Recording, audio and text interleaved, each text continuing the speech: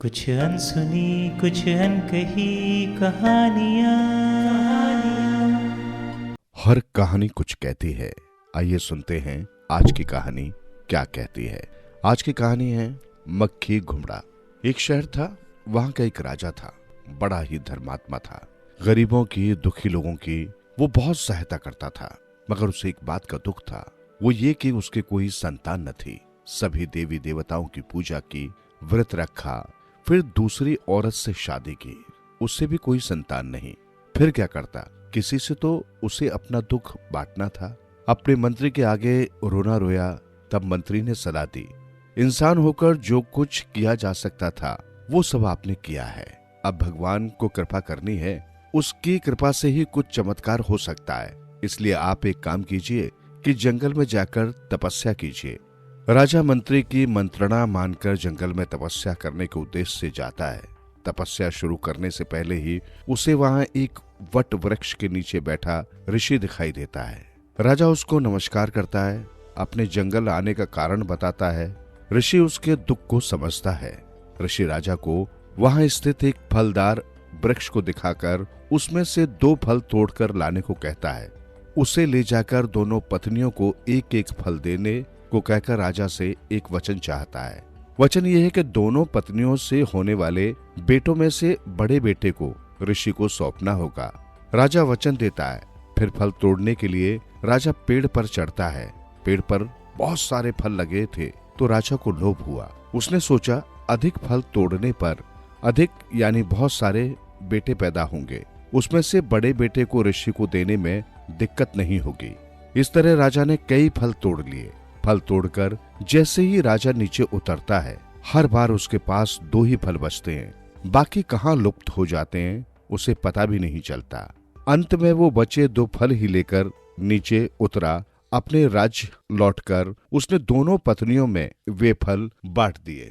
कालांतर में राजा की दोनों रानियों ने 2 संतानों को जन्म दिया। एक अनहोनी बात ये थी कि राजा की बड़ी पत्नी ने इंसान की जगह एक शंख को जन्म दिया और दूसरी रानी ने एक सुंदर पुत्र को जन्म दिया था। राजा को वैसे भी बड़ी रानी से बढ़कर छोटी रानी से ज्यादा प्रेम था। वो दूसरी रानी की संतान को ज्यादा दुलारता है। बड़ी रानी की उपेक्षा कर उससे बात करना भी छोड़ देता है। वचन के अनुसार ऋषि अपना दाय मांगने आता है। बड़ी रानी ने शंख को जन्म दिया था, मगर उसी शंख के प्रति उसकी ममता थी। इसलिए ऋषि जब अपना हक पेश करता है, रानी उसके आगे बहाना बनाकर विनती करती है, बाबा ये बेटा आखिर शंख है, वचन के हिसाब से इस पर आपका ही हक बनता है, मगर मेरी एक विनती है, वो ये कि इसको थोड़ा बड़ा होने दीजिए, उसके बाद आप ले जाइए। ऋषि उसकी बात मानकर लौट जाते हैं। इधर दिन दूना रात चौगुना शंख बड़ा होता है, पलता रहता है। इस बीच एक अनहोनी घटना घटती है। अनहोनी यानी रोज रात के समय रानी एक बर्तन में दूध जमा करके रखती है, मगर सुबह होने पर दूध का बर्तन खाली हो जाता है। एक दिन रानी कौतूहलवश जागती रहती है। रात को 12 बजे के बाद वो एक विचित्र घटना देखती है। शंख जो उसका बेटा था, उसमें से एक सुंदर राजकुमार निकलता है। वहां रखा सारा दूध पीकर वो फिर से शंख में जाकर समा जाता है। ये क्रम कई दिनों तक चलता रहता है। एक दिन रानी भावुक होकर उसे उठाकर खूब प्यार करती है। एक दिन की बात है, राजकुमार शंख से बाहर निकलकर जैसे ही दूध पीकर लौटने लगता है, देखता क्या है कि माँ ने शंख को वहां से हटा दिया है। विवश होकर वो माँ से कहता है, माँ आपने शंख क्यों हटा दिया? मुझे अभी उसी में रहकर बढ़ना था, मगर उस हालत में कुछ नहीं किया जा सकता था। वो आगे माँ के पास रहकर ही बढ़ता रहता है। वो ऋषि अब फिर से राजा के पास आ जाता है। राजा को उसका वचन याद दिलाता है। इस बीच राजमहल में जो बात घटी थी, शंख राजकुमार के रूप में परिवर्तित हुआ था, इस बात की राजा को कोई जानकारी नहीं थी। ऋषि राजकुमार को लेकर निकल जाता है। जब रानी रोने लगती है, राजकुमार खुद आगे बढ़कर अपनी माँ को समझाकर शांत करता है। ऋषि लौटती बार जंगल, मैदान, पहाड़ आदि मार्ग से चलकर अंत में एक बड़ी गुफा में पहुंचता है। वो राजकुमार को उस गुफा के अंदर ले जाता है। वहां अंदर एक देवी माँ की मूर्ति रहती है। ऋषि रोज उस मूर्ति की पूजा करता रहता है। एक दिन वो राजकुमार को बुलाकर कहता है, मैं जाकर नदी में नहाकर लौटता हूँ, मेरे लौटने तक तुम यहाँ पर झाड़ू लगाकर कपड़े से पोंछकर जगह को साफ सुथरा करके रखो। इतना कहकर वो नदी की तरफ निकल जाता है। राजकुमार को ये पहली बार अकेले रहने का अवसर मिला था। वो ये सोचकर कि अपने पास काफी समय, थोड़ी देर के लिए मैं गुफा की प्रदक्षिणा कराऊं, घूमना शुरू करता है। गुफा के दाईं तरफ एक कोने पर एक इंसान के प्रवेश करने योग्य छेद उसे दिखाई देता है। बालक सहज कौतूहल से उसके अंदर घुस जाता है। अंदर जाने पर उसे जो दिखाई देता है उसे खुद अपनी आंखों पर विश्वास नहीं होता। उस तल भाग की छत पर चारों तरफ कई मुंड यानी गले के ऊपरी भाग छड़ों की तरह लटकते रहते हैं। राजकुमार को देखकर वे मुंड अट्टहास कर हंसना शुरू कर देते हैं। राजकुमार अंदर से जरूर डर जाता है, फिर भी हिम्मत कर पूछता है, तुम लोग इस तरह क्यों लटके हुए हो? तुम लोगों का धड़ कहाँ गया? मुझे देखो, मैं कैसा लगता हूँ। जवाब में वे मुंड बोलते हैं, तुम्हें देखकर हमें दया आ रही है। तुम्हें धोखा हुआ है। हमें भी ये ऋषि धोखा देकर इसी तरह ले आया था। हमें यहाँ लाकर काली माँ के प्रत्यक्ष दर्शन के लिए उसने हमारी बलि दी थी। इसी तरह 100 राजकुमारों की बलि चढ़ाने की उसकी प्रतिज्ञा है। तुम्हारा 100वां नंबर है। उसका कहना है कि 100वीं बलि पर काली माँ दर्शन देकर उसकी मांग की पूर्ति करती है। राजकुमार घबराकर उन्हीं मुंडों से सलाह मांगता है कि अपने को बचाने के लिए मुझे अब क्या करना होगा। तुम हम लोगों पर विश्वास करो, हमारा कहना मानो, हम तुम्हारा मार्गदर्शन करेंगे। सुनो, वो अभी यहाँ आकर तुमसे झाड़ू लगाने को कहेगा। तुम कहो कि मुझे नहीं आता। आप एक बार झाड़ू लगा दो तो मैं सीख लूंगा। वो झाड़ू लगाकर तुम्हें पोछा करने को कहेगा। तुम पहले की तरह कहो कि मैं पोछा करना नहीं जानता, आप एक बार करके दिखा देना, फिर मैं सीख लूंगा। वो पोछा करता रहेगा। तब तुम काली माँ के हाथ से तलवार छीनकर ऋषि का गला काट देना। काली माँ तब तुमको ही दर्शन देंगी। राजकुमार मुंडों से कहता है कि मैं बिल्कुल वैसा ही करूंगा। ऋषि नदी में नहाकर लौटते समय पूजा के लिए फूल लेकर आता है। राजकुमार उसके आने तक दीवार के सहारे खड़ा रहता है। इस पर ऋषि को गुस्सा आता है। वो लड़के से झाड़ू लगाने को कहता है। राजकुमार कहता है, मैं झाड़ू लगाना नहीं जानता, आप एक बार करके दिखा दो, फिर मैं झाड़ू लगाऊंगा। विवश होकर मुनि झाड़ू लगाता है। फिर लड़के से कहता है, देखो मैंने झाड़ू लगा दी, अब तुम्हें पानी से पोछा करना है। लड़का कहता है, मैं पोछा करना नहीं जानता, आप करके दिखा दो, फिर मैं पोछा करना सीख लूंगा। लड़के की बातों से मुनि को गुस्सा तो आता है, मगर फिर भी अपने गुस्से को निगलकर पोछा करना शुरू करता है। राजकुमार भी सही समय की ताक में था। वो तुरंत काली माँ के हाथ से तलवार खींचकर मुनि के सिर पर मार देता है। ऋषि का सिर धड़ से अलग हो जाता है। तब काली माँ प्रत्यक्ष दर्शन देकर राजकुमार से पूछती है, बेटा मैं तुम्हारी सेवा से संतुष्ट हूँ, मांग तुझे क्या चाहिए, मैं दूंगी। राजकुमार काली माँ से कहता है, माँ सबसे पहले तुम इन 99 राजकुमारों को पुनर्जीवित कर दो। देवी कहती है, ऐसा ही होगा। काली माँ के वैसा कहते ही वे सब प्राण हो उठते हैं। वे सब राजकुमार का आभार जताकर प्रणाम करते हैं, अपने अपने देश के लिए रवाना होते हैं। काली माँ उससे कहती है, बेटा तुम्हें दूसरा कौन सा वर चाहिए, मांग। उस पर राजकुमार विनम्र होकर काली माँ से कहता है, माँ मुझे ऐसा वर दो कि मैं जब भी तुम्हें देखना चाहूँ आप मेरे आगे प्रत्यक्ष होकर दर्शन दोगी। काली माँ कहती है, ठीक है ऐसा ही होगा। काली माँ अब अदृश्य होती है। राजकुमार अब ऋषि की त्वचा को उधेड़कर उसे स्वयं पहनता है। फिर गुफा के आगे एक भिखमंगे की तरह बैठ जाता है। उसके ऊपर ओढ़ इस अजीन की गंध से आकर्षित होकर उस पर मक्खी घुमड़ती हैं। तब जो भी इंसान उधर से गुजरता है वो मक्खी चिपका कहता जाता है। इस बीच पड़ोसी राज्य के राजा की 7 लड़कियां होती हैं। सभी जवान शादी की उम्र की होती हैं। राजा एक दिन उन 7 लड़कियों को अपने पास बुलाकर उनसे पूछता है कि तुम लोगों को मायका पसंद रहेगा या ससुराल।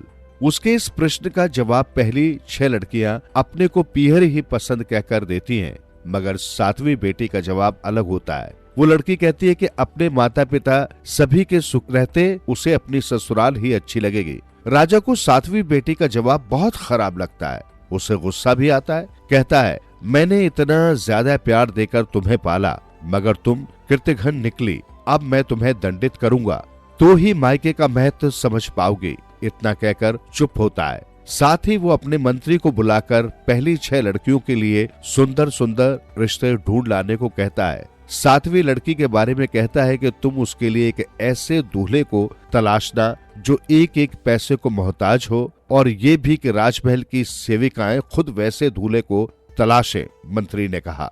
सेविकाएं ऐसे इंसान को तलाशने निकलती है। बहुत तलाशने के बाद अंत में उन्हें यही मक्खी घुमड़ा इंसान दिखाई देता है।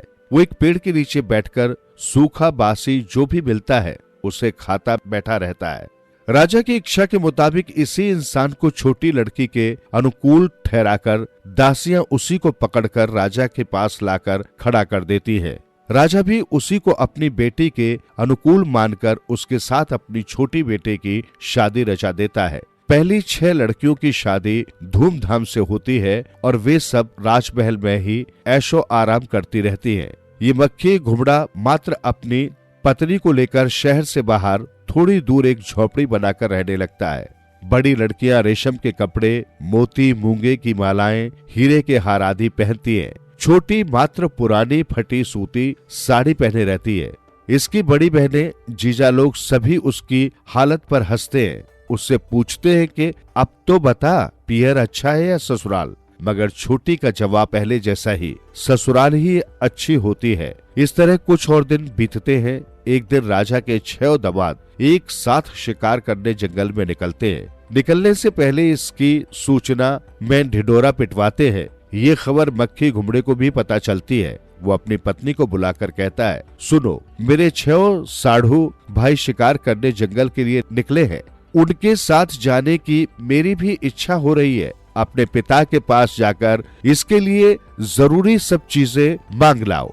पति की बात वो टाल नहीं पाती, इसलिए पिता के घर जाकर वो एक खंबे के सहारे खड़ी हो जाती है। उसका बाप उससे पूछता है, कैसे आई बता। वो अपने आने का उद्देश्य बताती है। राजा मंत्री को बुलाकर एक लंगड़ा घोड़ा, एक जंग लगी तलवार देकर भेजने को कहता है। उसे देख उसकी बड़ी बहनें और जीजा लोग मजाक करते हैं। छोटी को इससे बहुत दुख पहुंचता है। फिर भी वो उनके सामने ही वो लंगड़ा घोड़ा और जंग लगी तलवार लेकर अपनी झोपड़ी में लौट आती है। अगले दिन वो 6 दामाद अपने परिवार को साथ लेकर जंगल के लिए निकलते हैं। उनके परिजन भी कितने सारे थे। राजमहल से जंगल तक लोग ही लोग खड़े थे। मक्खी घुमड़ा भी पत्नी से कहकर लंगड़े घोड़े पर चढ़ हाथ में जंग लगी तलवार लेकर निकलता है। पत्नी को उसे इस हालत में भेजते डर लगता है। वो अंदर ही अंदर ऐसा सोचकर घुलती रहती है कि वे लोग तो इतने बड़े परिवार को साथ लेकर गए हैं, मेरा पति बिल्कुल अकेला है। कुछ विपदा आई क्या होगा? मगर पति के सामने खुशी जाहिर करते हुए उसे भेज देती है। वो थोड़ी दूर जाकर एक पेड़ के नीचे खड़े होकर काली माँ का स्मरण करता है। काली माँ तुरंत दर्शन देती हैं। वो उनसे कहता है, माँ मुझे आसमान में उड़ने वाला एक घोड़ा और एक वज्रयुद्ध चाहिए। काली माँ कहती है, स्वीकार है। दोनों चीजें उसे देती है। उसके बाद वो कहता है, इस जंगल के सभी जीव पशु पक्षी मेरे सामने आकर खड़े हो जाएं। काली माँ स्वीकार है कहकर अदृश्य होती है। तब राजकुमार उसे ऋषिजन को अपने तन से उतारकर पास ही एक पेड़ पर रख देता है।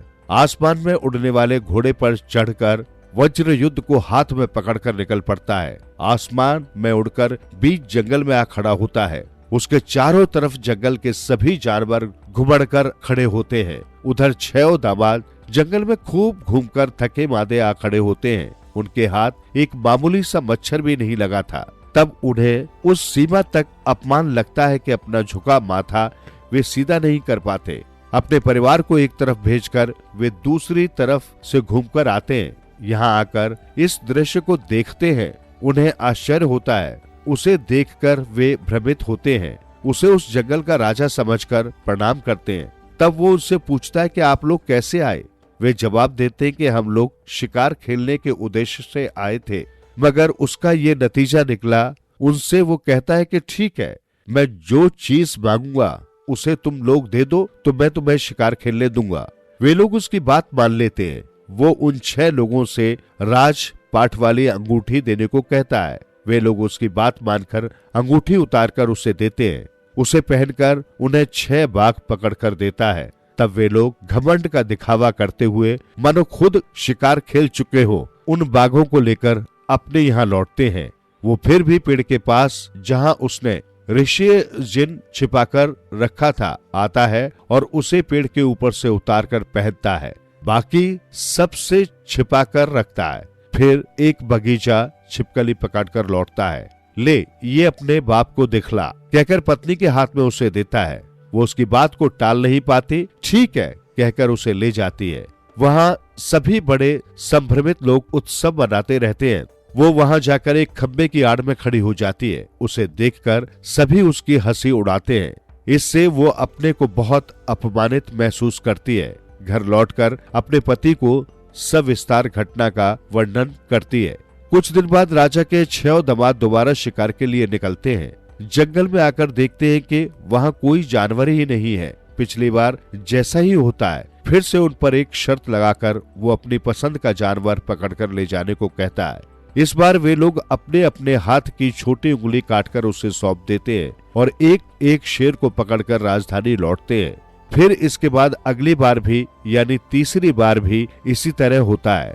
इस बार वो उन सभी लोगों के कपड़े उतरवाकर उनकी पीठ पर गरम सलाख से चलाकर 6 हाथी पकड़कर उन्हें भेजता है। राजा के ये सब दामाद इस तरह दिखावा करते हुए जैसे उन्हीं ने हाथियों का शिकार किया हो, बाजे बजवाते जलसा मनाते घर लौटते हैं। मक्खी घुमड़ा भी मामूली पिछली बार की तरह ऋषियाजिन पहनकर घर लौटता है। अपनी पत्नी से कहता है कि मैं बहुत थका हुआ हूँ, पानी गर्म कर दो तो नहा लूंगा। वो पानी गर्म कर देती है। फिर वो नहाने जाता है। वो आदतन नहाते समय किसी को भी अंदर आने नहीं देता था। आज उसकी पत्नी को कुछ शक होता है। वो आज उसके पीछे का राज जानने का मन बनाती है और उसके नहाते वक्त वो एक छेद से देखती है।